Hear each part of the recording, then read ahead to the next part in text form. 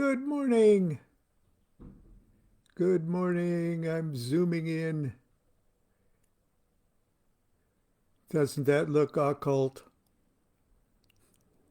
This is my panticle, or the design for my panticle anyway, that I made years ago, back in 1976, I think.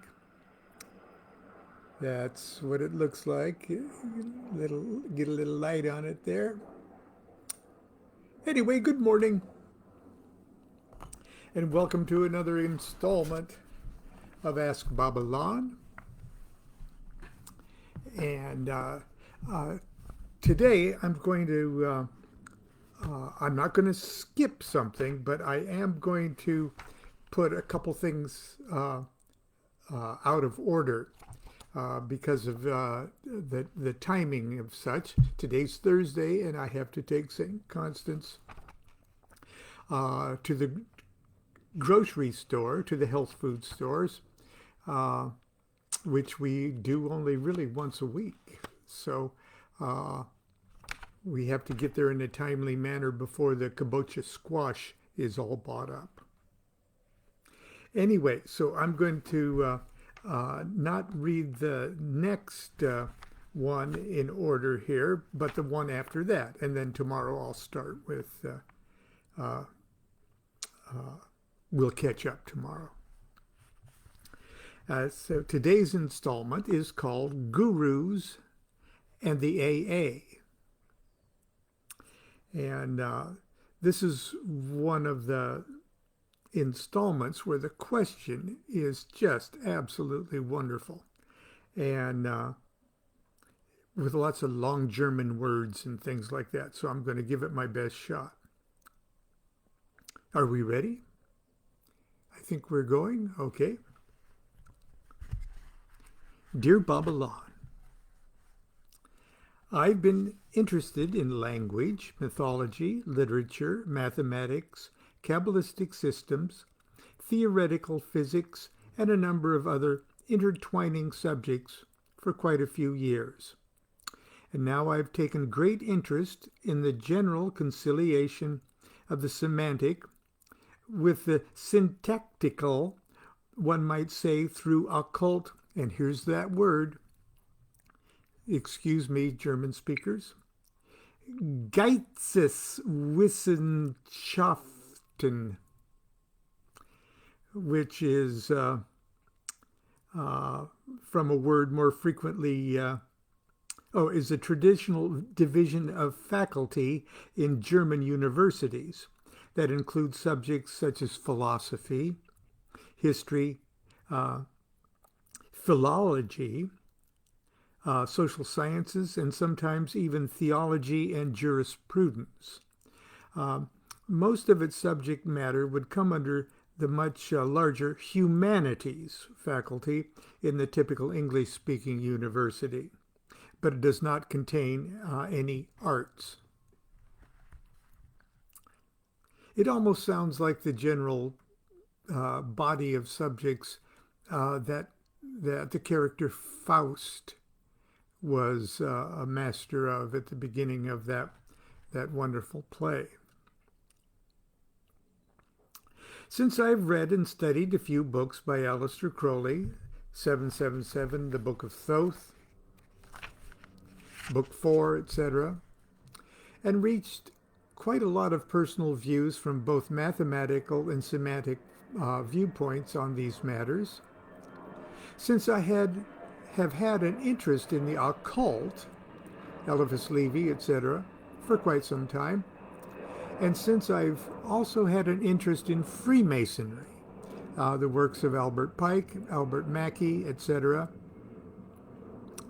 and the Illuminati, Weishaupt, but particularly Goethe, it seems right, so to say, that I finally joined the OTO officially. This spring, I'll be moving to then a place that I won't share, where there happens to be a lodge. However, with regard to the AA, you seem to be the only person with whom I've encountered in reading who has written anything straightforward and honest about it, who also wrote sensible opinions on the matter of how a student of Geisteswissenschaften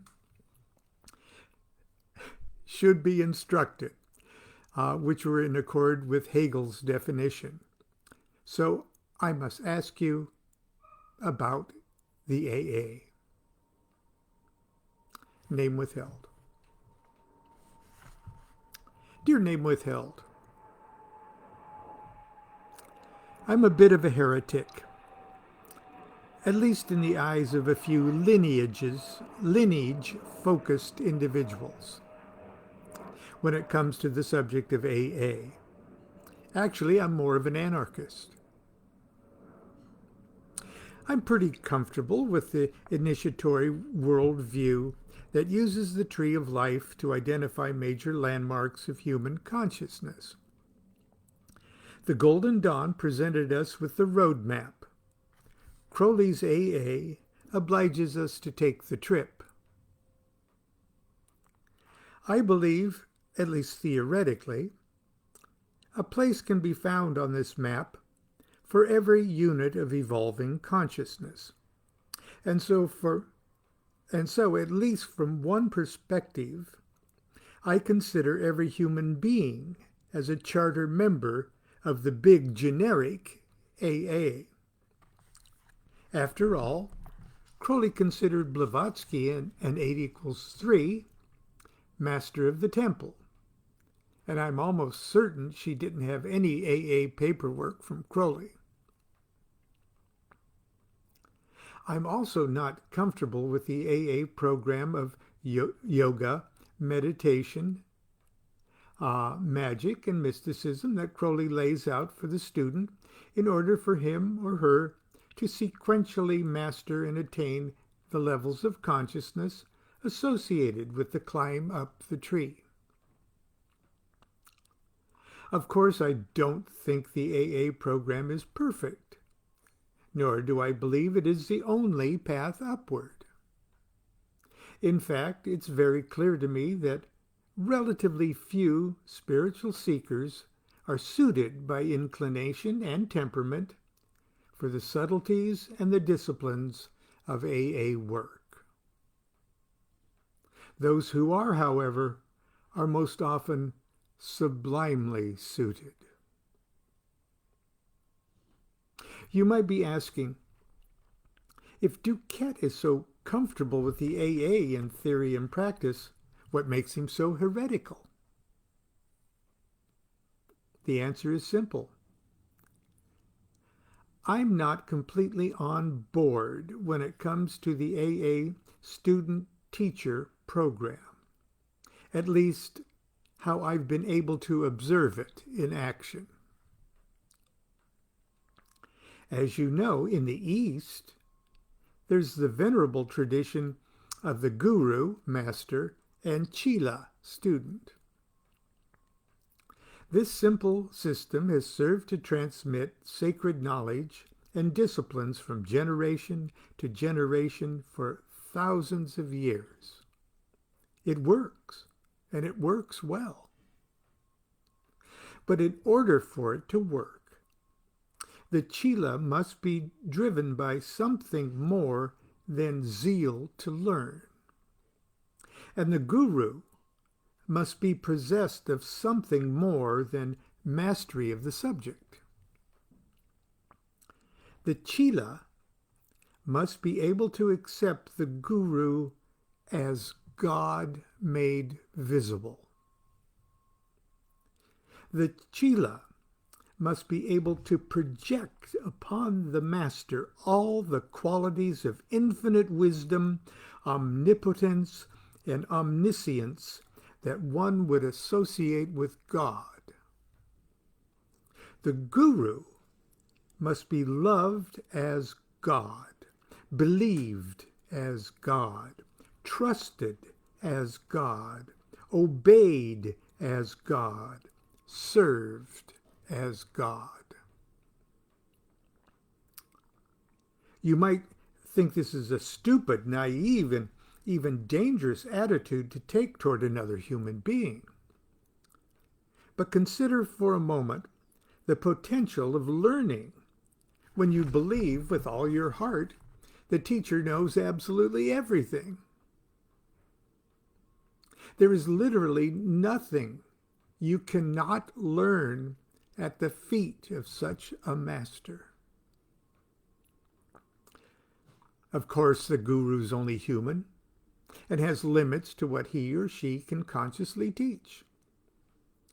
But if the Chela is unaware of those limits, his or her capacity for learning more than the guru is actually teaching is boundless. And what does the guru need to possess to make this arrangement work? The guru must possess almost superhuman restraint. Restraint not to believe his or her own press. Restraint not to abuse the Chela's unbounded love and devotion. Restraint to reflect the purity of the student's love back upon the Chela. Restraint to keep his or her goddamn hands off attractive Chelas. Restraint to keep his or her school, ashram, or movement from turning into a cult. Such restraint is yogic discipline of the highest order, to be worshipped as a living God and not blowing it. For many reasons it should be obvious this system does not work particularly well in the West. Not that it couldn't work, it just doesn't, especially when dealing with the spiritual art of magic. Magicians have teachers, yes, but the magician's God is not one that is easily projected upon another person, especially another magician. The magician's career is a bit lonelier. Aleister Crowley and his friend George Cecil Jones set up a system of magical study and instruction, which on the surface appears to be a guru-Chela arrangement.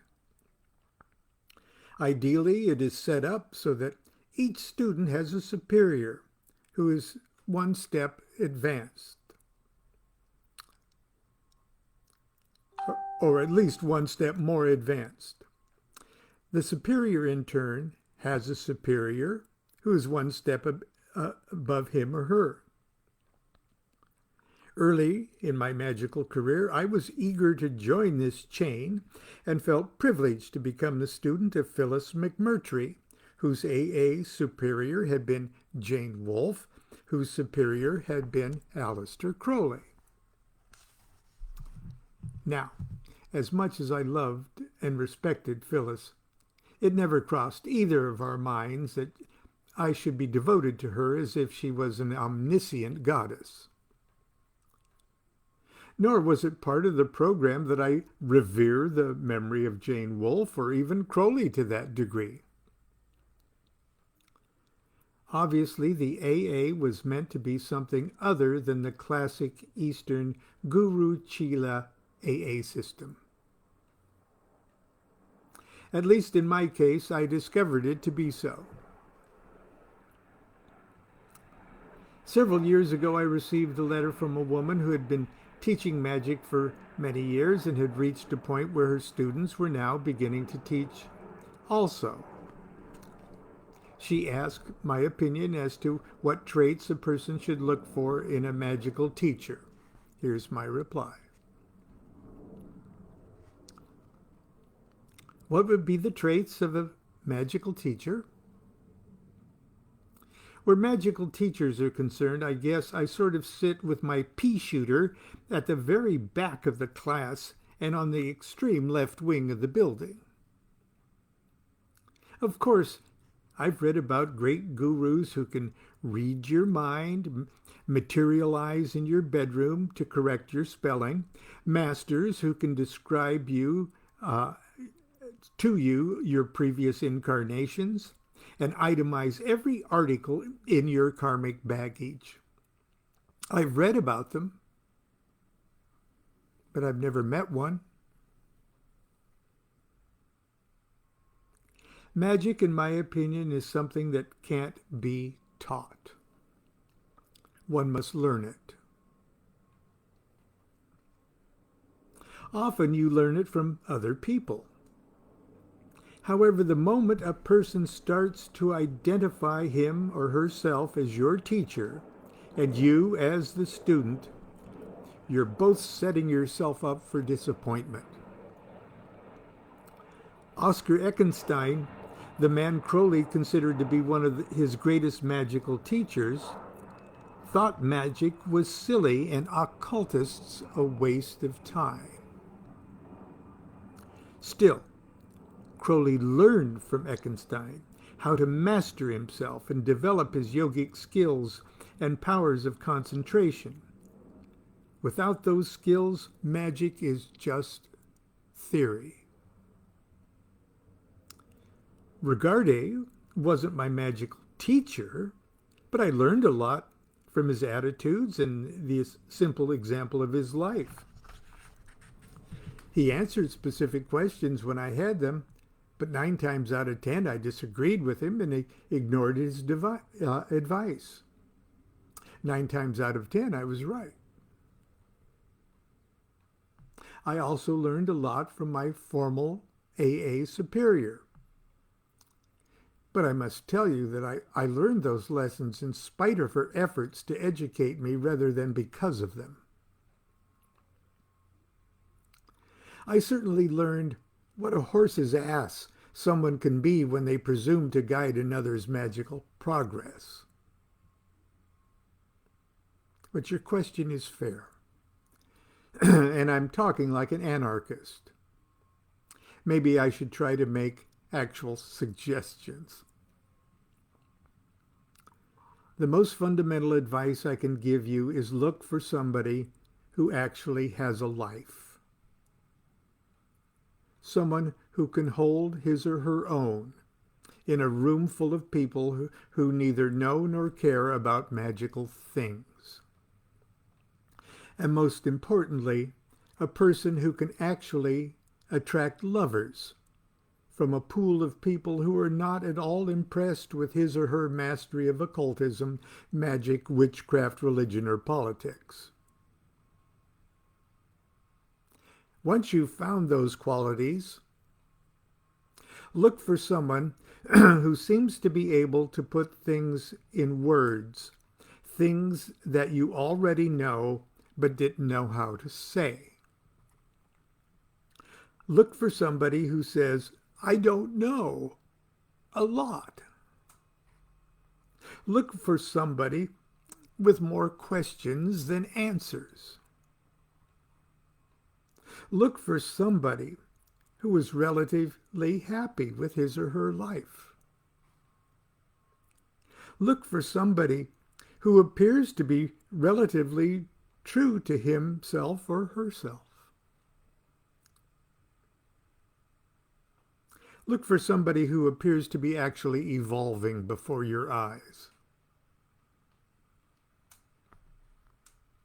Look for someone who seems to be telling the truth even when it reflects poorly upon them. Look for somebody who would rather study with you than lecture to you. Finally, and most importantly, look for somebody who will be genuinely happy when you have surpassed him or her intellectually and spiritually.